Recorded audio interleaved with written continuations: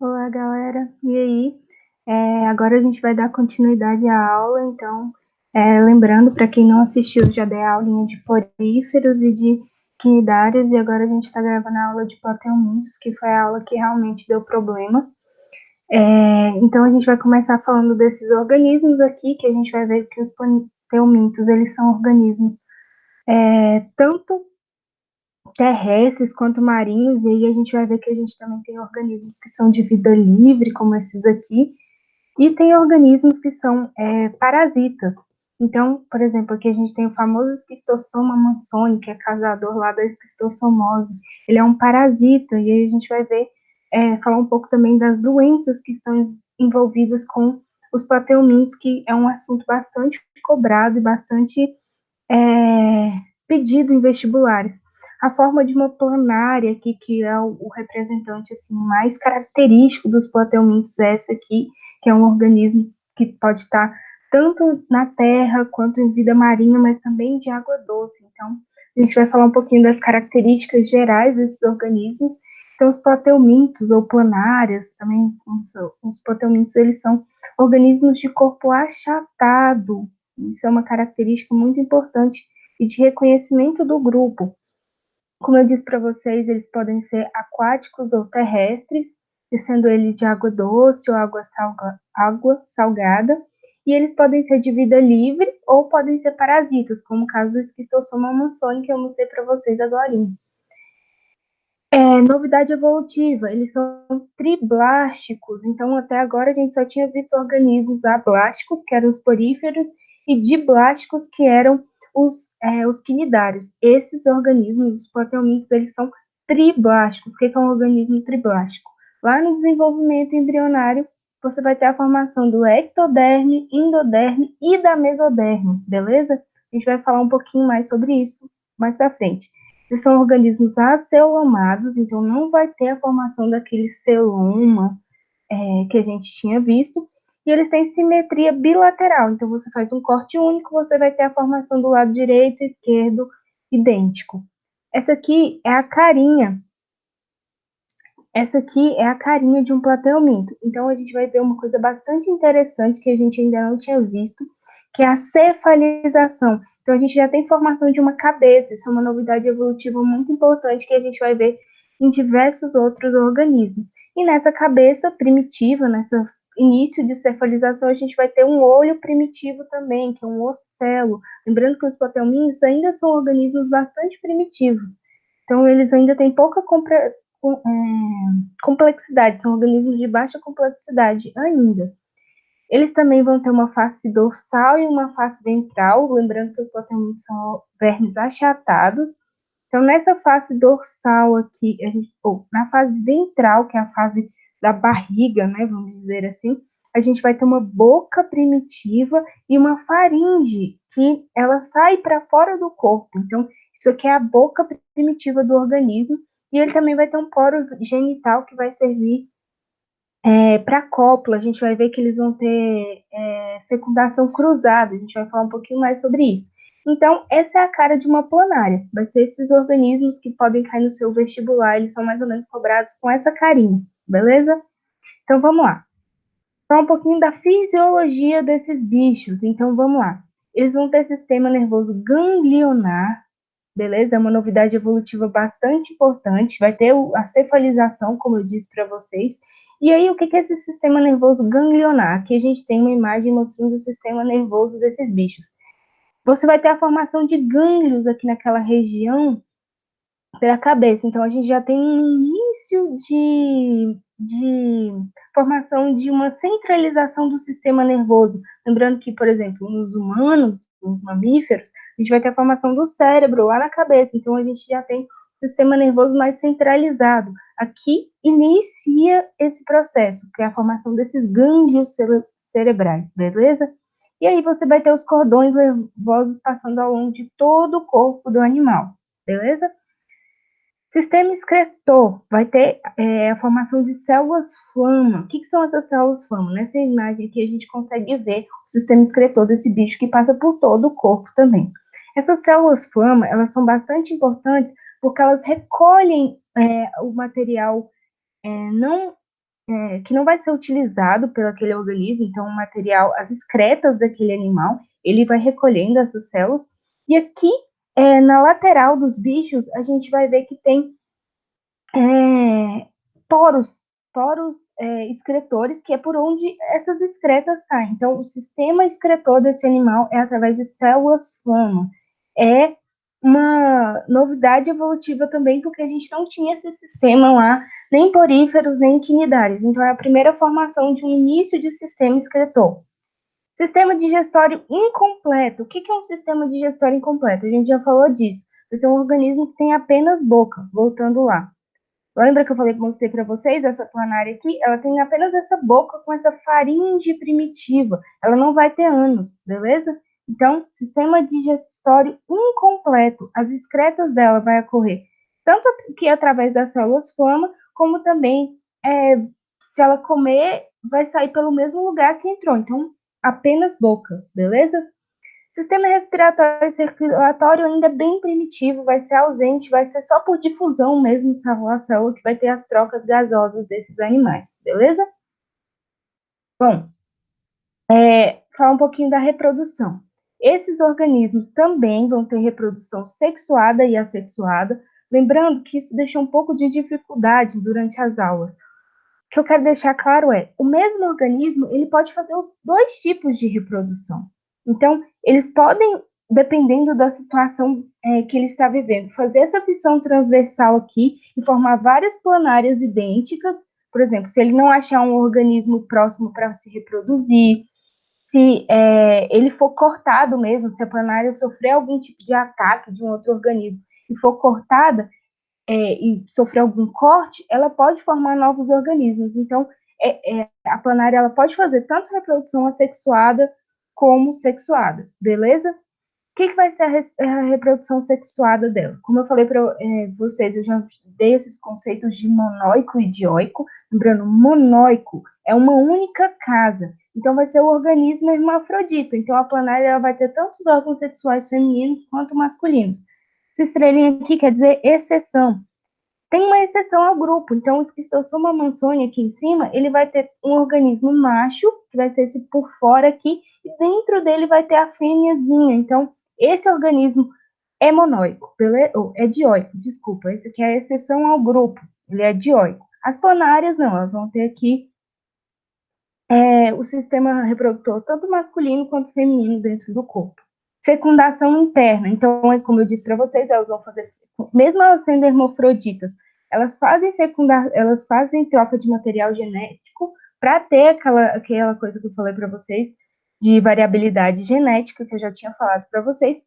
Como eu falei para vocês, na reprodução assexuada, esses organismos formados são idênticos à mãe. Se eles fazem fecundação cruzada, eles vão ter a formação de indivíduos diferentes, porque ele tem troca de material genético, isso é bom.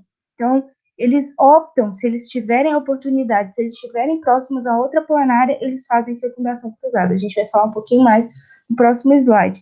Desenvolvimento direto, não tem formação de larva. Então, como vocês estão vendo aqui, você forma uma planáriazinha jovem a partir de outras planárias. Aqui a gente vai falar um pouquinho desses organismos, como eu falei para vocês, eles são monóicos hermafroditas, então aqui ele vai ter o sistema reprodutor masculino, ou feminino, com vagina, ovários, toda parte genital feminina e também a parte genital masculina. Então aqui a gente tem pênis, a gente tem testículos, então a gente vai ter os dois sistemas reprodutores no mesmo organismo. Então eles podem fazer fecundação deles mesmos, mas eles preferem fazer uma cópula para ter maior variabilidade genética com outros organismos. Como eu mostrei para vocês lá no comecinho, ele vai ter um poro genital aqui. Então, o que ele vai fazer? Ele encosta o poro genital dele em um outro organismo e ocorre a troca de material genético. Quando eles trocam esse material genético, esse material genético vai entrar aqui e vai vir para essa bolsa copulatória e depois vai ter a fecundação dos espermatozoides com os ovos que vão ser liberados aqui e vai ter desenvolvimento desse organismo, beleza? Eles vão liberar os casulos em folhas, em algum substrato, e logo depois nascem as planárias jovens geneticamente diferentes dos pais. Então, a reprodução sexuada aqui, ela vai garantir variabilidade genética. Não coloquei aqui, mas esse tipo de reprodução é reprodução cruzada. A gente vai ver que outros organismos mais para frente também fazem esse tipo, mesmo sendo hermafroditas, eles fazem fecundação cruzada, como, por exemplo, os anelídeos, lá, as minhocas, elas também são hermafroditas e fazem fecundação cruzada para ter maior variabilidade genética, tá bom? Agora a gente vai falar das doenças causadas pelos papillomimas. Essa é uma parte do conteúdo muito importante, porque é bastante cobrado em vestibular. Então, a gente vai falar da teníase, que é uma doença causada pela tênia, que vai estar lá no intestino do ser humano. Da cisticercose, que vai ser quando o cisticerco, o ovo da tênia, em vez de gerar uma nova planária, ela vai para algum órgão muscular ou para o cérebro e forma e se desenvolve nos cisticercos no tecido muscular. E pode, no caso da neurocisticercose, que é essa aqui que eu estou mostrando essa imagem horrível, pode levar à morte. E a gente também tem a barriga d'água, ou esquistossomose, que é uma doença muito relacionada com a pobreza, e a gente vai ver por quê, que é causada aqui pelo esquistossoma mansoni, que é aquele organismo que eu já tinha mostrado para vocês. Todos esses organismos, então, são plateumintos e são parasitas, beleza? Antes da gente começar a falar dessas verminoses, e vocês podem usar esse mesmo vocabulário aqui, tanto para as verminoses causadas aqui pelos plateumintos, como na próxima aula a gente vai falar dos neomateumintos. Então, vocês podem usar esse mesmo vocabulário, que é um vocabulário que vocês vão ouvir muito também na televisão, ou vocês já devem ter ouvido em algum lugar. Então, a gente vai reforçar e falar os conceitos. Então, papel e caneta na mão, anotem isso aqui que é muito importante. Então, falando dessas doenças, a gente vai falar do agente etiológico. O que vai ser o agente etiológico? Vai ser o causador da doença. Então, quem, por exemplo, é o agente etiológico da teníase? Vai ser lá a tênia. E aí a gente vai ver que tem duas espécies, duas variações da tênia, que é a tênia sólida e a saginata. Ela vai ser o agente etiológico. Transmissor ou vetor. Ele vai ser um hospedeiro intermediário. A gente vai falar o que é um hospedeiro intermediário bem agorinha, mas o vetor de uma doença, ele vai ser o hospedeiro intermediário, que o parasita não sofre desenvolvimento ou reprodução dentro dele. Ele vai apenas viver dentro desse organismo e vai passar de um lugar para o outro. Então, vamos pensar lá na dengue. O vírus causador da dengue, por exemplo, ele é transmitido, ele vai viver dentro do Aedes aegypti, mas ele não vai ter nenhum desenvolvimento dentro do Aedes aegypti. Ele vai só ser veiculado através dele. Então, não sofre desenvolvimento ou reprodução dentro do vetor, beleza? O que vai ser uma profilaxia? Vai ser a prevenção. Então, se eu ouvir esse nome, profilaxia vai ser a prevenção daquela doença. Então, muitas prevenções ligadas a verminoses têm a ver, por exemplo, com saneamento básico, que é você ter encanamento, esgoto para a sua cidade. Em muitos lugares ainda não tem. Então, uma prevenção, um exemplo de prevenção de uma doença é isso. De profilaxia é isso, né? Por exemplo, saneamento básico, que a gente vai ver que é muito importante para várias doenças. E a gente vai falar do hospedeiro. O que são os hospedeiros? A gente tem dois tipos de hospedeiros: o hospedeiro definitivo e o intermediário. Vou começar falando do hospedeiro definitivo aqui. O hospedeiro definitivo é aquele que apresenta o parasita na fase de maturidade ou na fase de reprodução sexuada daquele organismo. Então, por exemplo, no caso da teníase, a gente vai ver que o ser humano ele vai ser o hospedeiro definitivo. Por quê? Porque a tênia ela vai se reproduzir sexuadamente dentro do intestino do ser humano. Então, ele é o hospedeiro definitivo, beleza? Hospedeiro intermediário é aquele que apresenta o parasita na fase larval ou assexuada. Então, a gente vai ver, por exemplo, na teníase, novamente, que o hospedeiro intermediário desse organismo pode ser o boi ou a vaca, porque ele vai apresentar o organismo em fase larval, que vai ser lá na formação do cisticerco, que é um ovinho que vai estar lá, que ele vai crescer e se desenvolver dentro desse hospedeiro intermediário. A gente vai falar de outras doenças e eu vou estar sempre falando o que é um hospedeiro, falando de novo o que é um hospedeiro definitivo, hospedeiro intermediário, mas mesmo assim, anotem o que são esses hospedeiros e tentem sempre se lembrar, porque isso é muito importante para qualquer vestibular, e eles sempre estão cobrando, principalmente essa diferença de hospedeiro definitivo, intermediário e vetor também. Lembrando que o vetor, ele não vai ter nenhum tipo de reprodução dentro dele, ele só vai manter o ser vivo lá dentro e vai veicular esse organismo e transmitir ele para outros organismos, como eu falei lá da dengue, por exemplo, do mosquito da dengue, do Aedes aegypti. Beleza?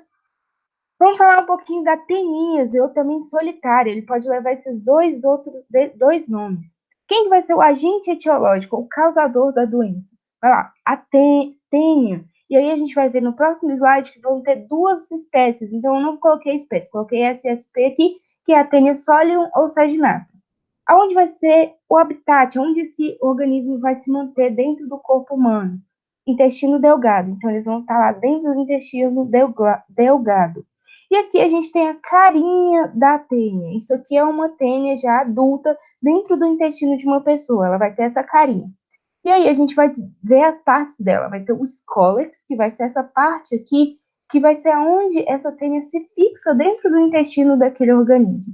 E aí, ele vai ser seriado, esse organismo, a tênia, ela vai ser seriada, então ela vai ter várias proglótides, que são várias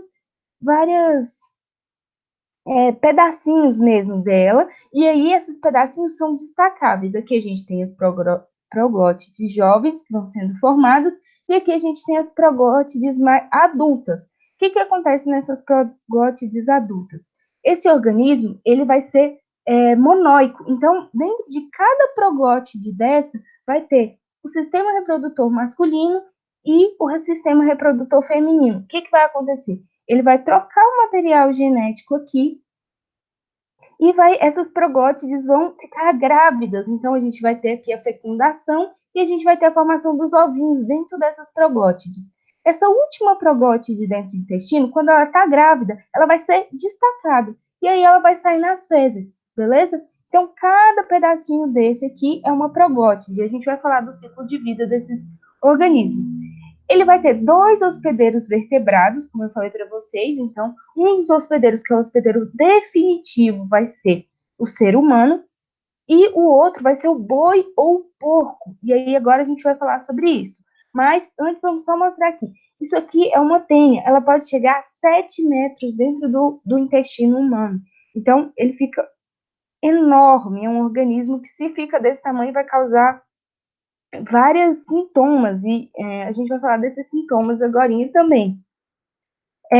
Vamos lá, como eu falei para vocês, a gente tem duas espécies de tênia, e aí a gente vai falar um pouquinho da diferença. Uma delas é a tênia solium, que vai ter como hospedeiro intermediário o porco. Então aqui a gente tem a carinha dela, então o scolex dela aqui, ele vai ser diferente do scolex da outra tênia, que é a tênia saginata.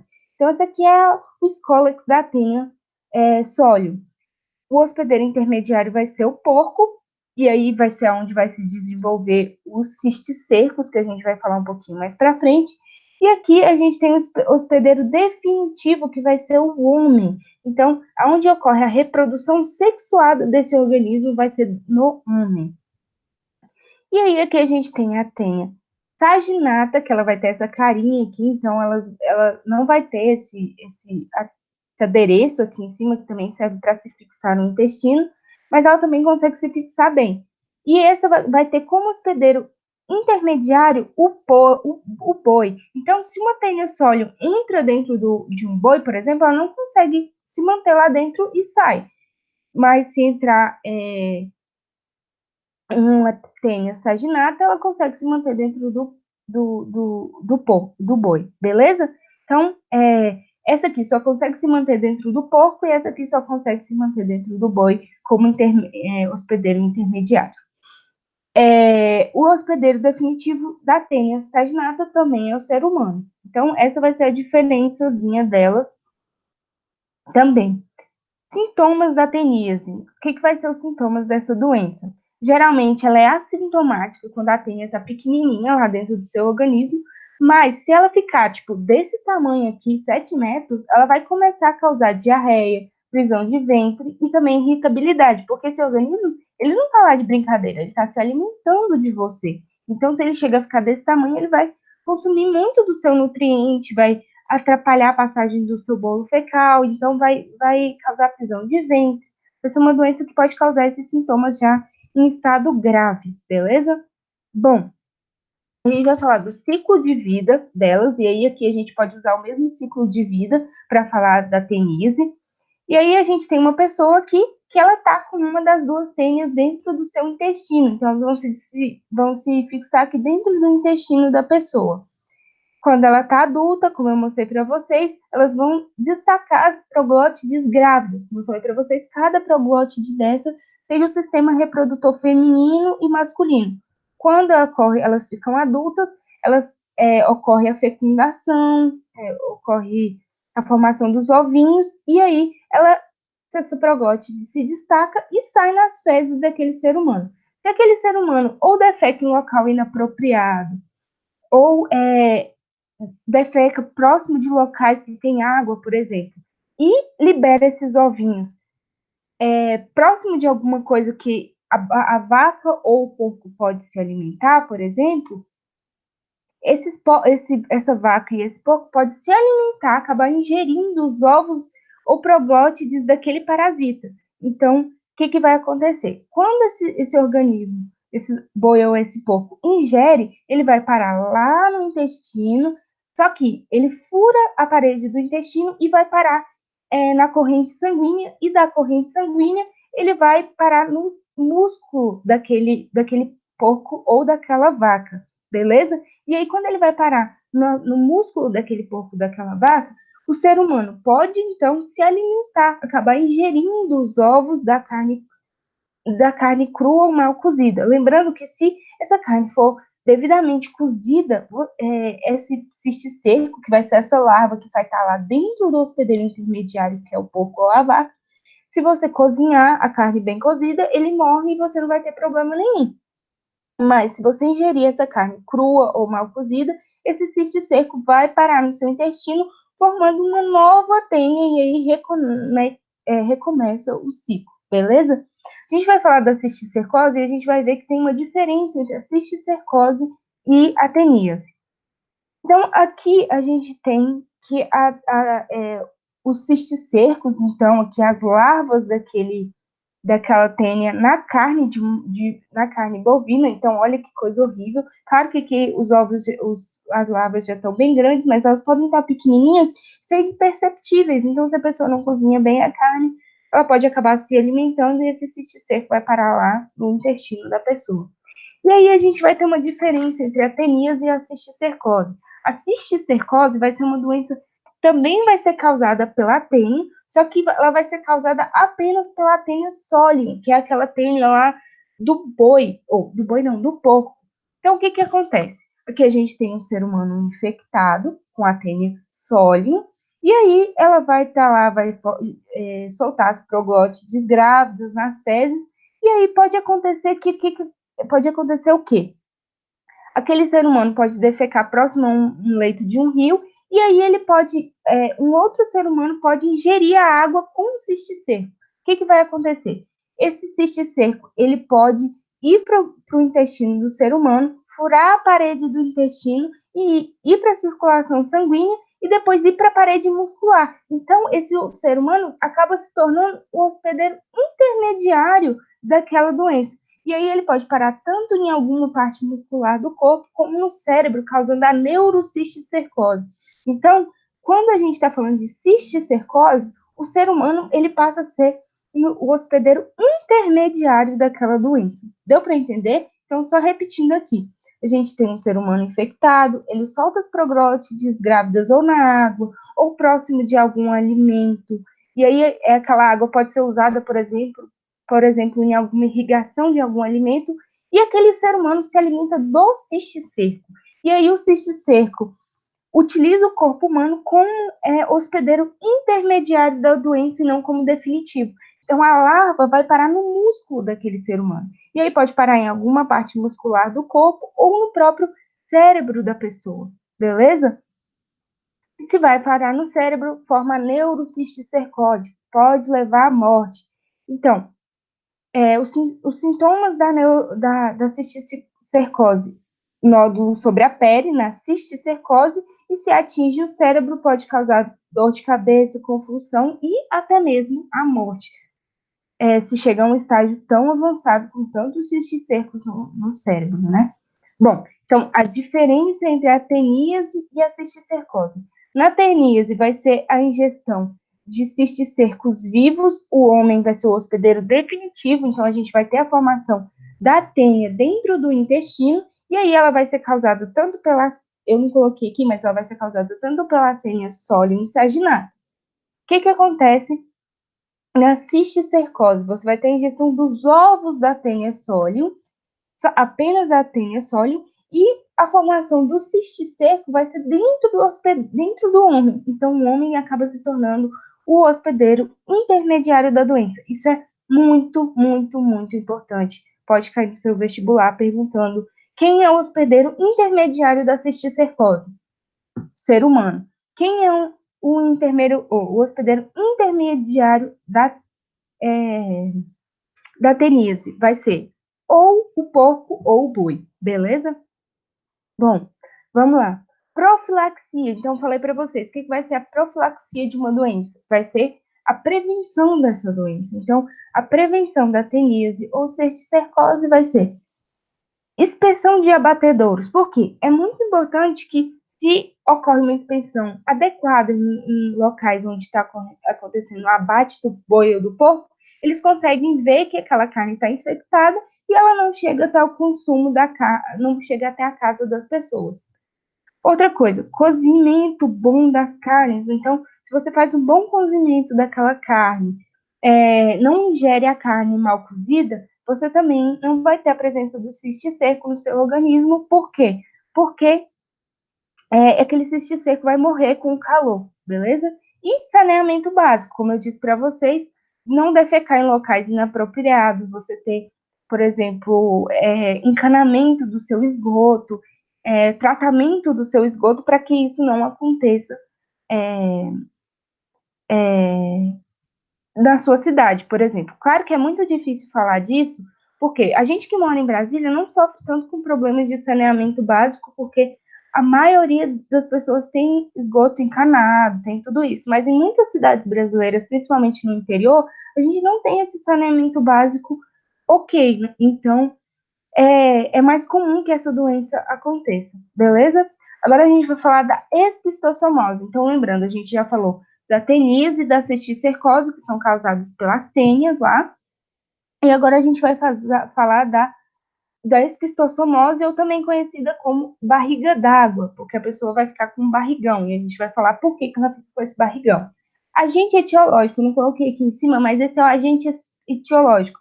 Vai ser o esquistossoma mansoni, que é esse organismo bonitinho que a gente está mostrando desde o início da aula. Ele vai ser dioico, então a gente vai ter o macho e a fêmea, e ele vai ter o desenvolvimento indireto, a gente vai ver que ele vai ter a formação de uma larvazinha, que vai ser muito importante para que ela consiga penetrar na pele.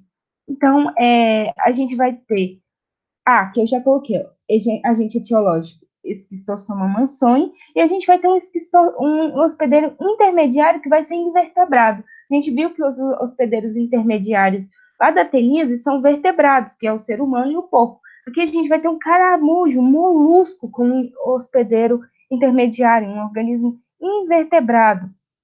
Beleza? Ele vai ser o hospedeiro intermediário porque a gente vai ter o desenvolvimento da larva, que é essa larva aqui, dentro dele, para a formação dessa outra larvinha aqui, que consegue penetrar o corpo humano. A gente vai ver tudo isso num ciclo de vida bem bonitinho.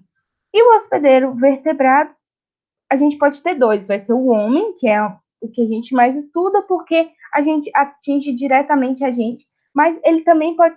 Um outro hospedeiro definitivo do Schistosoma mansoni pode ser o peixe. Então, ele consegue se reproduzir sexuadamente dentro do homem e do peixe. E aqui no hospedeiro intermediário, que é o caramujo, você vai ter a formação da larvazinha, beleza? Vamos lá. Sintomas da barriga d'água ou esquistossomose. Você vai ter diarreia, febres, dores de cabeça, náuseas e tonturas, e a gente vai ter um endurecimento e aumento do volume do fígado. Então, a gente vai ver que esse organismo ele vai ficar no fígado, e aí o fígado aumenta de tamanho, e com o aumento de tamanho do fígado, o abdômen fica maior, por isso que essa doença tem esse nome, barriga d'água, beleza? Profilaxia ou prevenção. A gente vai ver o ciclo de vida direitinho, mas o que acontece?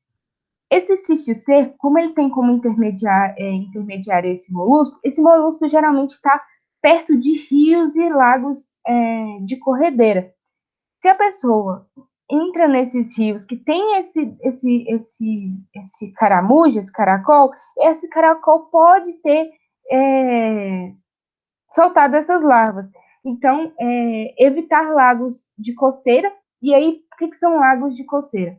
Geralmente, os lagos que têm esses caramujos infectados com o parasita, com o esquistossoma, e como esse esquistossoma entra pela pele do ser humano, ele gera uma coceira muito grande na pele desses organismos. Então, são chamados lagos de coceira. Então, você tem que evitar lagos que estão contaminados com esse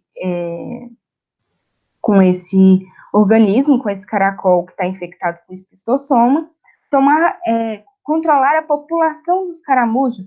Como eu disse para vocês, o caramujo, ele é um hospedeiro intermediário, então ele é extremamente necessário para o desenvolvimento desse organismo. Então, se você controla esse hospedeiro intermediário, assim como se você controla o mosquito da dengue, você diminui o caso a quantidade de pessoas infectadas e doentes, porque você não tem o hospedeiro intermediário daquela doença. E saneamento básico. Como a gente vai ver, esse Esquistossoma mansoni chega nos rios e lagos, os ovos do Esquistossoma mansoni, chegam em rios e lagos quando um ser humano defeca em local inapropriado. E é uma doença ligada à pobreza justamente por causa disso, porque ocorre em locais que não tem saneamento básico adequado e as pessoas realmente necessitam de defecar em locais inapropriados, beleza? Então vamos falar agora do famoso ciclo de vida desse organismo. Esse organismo, por mais que ele fique no fígado e ele vai crescer e se desenvolver no fígado, ele apenas se reproduz dentro do intestino desses organismos. Aqui, ó, a gente tem mais 2 tipos de esquistossoma, mas a gente não vai falar muito sobre eles, porque eles não são tão típicos e não ocorrem tanto aqui na nossa região, beleza? Então, a gente vai falar do esquistossoma mansoni, que ele ocorre mais no Brasil. Ele vai ter então, esse organismo se torna adulto e se reproduz dentro do intestino aqui, do intestino delgado dos organismos, e aí ele vai ter a liberação dos ovos nas fezes. E aí esses ovos, eles vão ser liberados, vão eclodir e vão se chamar miracídios, que são celosinhas ciliadas. Então esses ovos vão eclodir em miracídios, miracídios, que são organismos ciliados, e esses organismos ciliados, se essa pessoa defecou perto de um rio, ele vai nadar até um caramujo, que vai ser lá o hospedeiro intermediário. Dentro desse hospedeiro intermediário, esses miracídios, eles vão se desenvolver e vão formar cercárias, que são esses organismos aqui, que são organismos flagelados, é um organismozinho que consegue nadar eficientemente, e ele vai ter também um mecanismo, ele vai ser mais filadinho, e ele vai conseguir penetrar a pele do ser humano. Então, por isso que o hospedeiro intermediário é muito importante para a formação dessa cercária, que é esse organismo aqui. Então, miracídio entra com o miracídio vai invadir os tecidos do caracol, vai se desenvolver para a formação da cercária. Essa cercária ele vai perfurar o tecido desse caramujo, vai sair do caramujo e vai ficar nadando sobre a água. Se você entrou nesse lago de coceira, onde tem o caramujo infectado, ele vai penetrar a sua pele. Quando ele penetra a sua pele, ele entra na sua circulação sanguínea, e aí ele, dentro da sua circulação sanguínea, ele vai transformar em esquistossômulas, e essas esquistossômulas, elas vão passar pela sua circulação sanguínea até invadir o seu fígado. Quando ele atinge o seu fígado, ele vai começar a se maturar. E aí, como ele está dentro do seu fígado, esse fígado ele fica inchado, ele fica grande. Por isso que ele causa aqui esse endurecimento e aumento do volume do fígado, beleza? Então, quando esse organismo se torna adulto, ele vai de novo entrar na circulação sanguínea até chegar aqui no intestino do ser humano, onde recomeça o ciclo. Então, aqui dentro do intestino, ele vai vai se reproduzir, liberar os seus ovinhos, e aí recomeça o ciclo novamente, beleza? Então, esse aqui vai ser o ciclo de vida do caramujo, do Schistosoma mansoni, lembrando que ele precisa desse hospedeiro intermediário para a formação da cercária, beleza? Bom, na próxima aula a gente vai falar então das lombrigas, dos nematelmintos, que tem como grande representante as lombrigas, e aí a gente vai falar também de uma série de doenças causadas pelos nematelmintos. Também é muito importante, assistam essa aula, beleza? Então, muito obrigada, gente, pela atenção. Como eu disse para vocês, a gente vai continuar tendo aula de nematelmintos. O próximo vídeo vai ser de nematelmintos,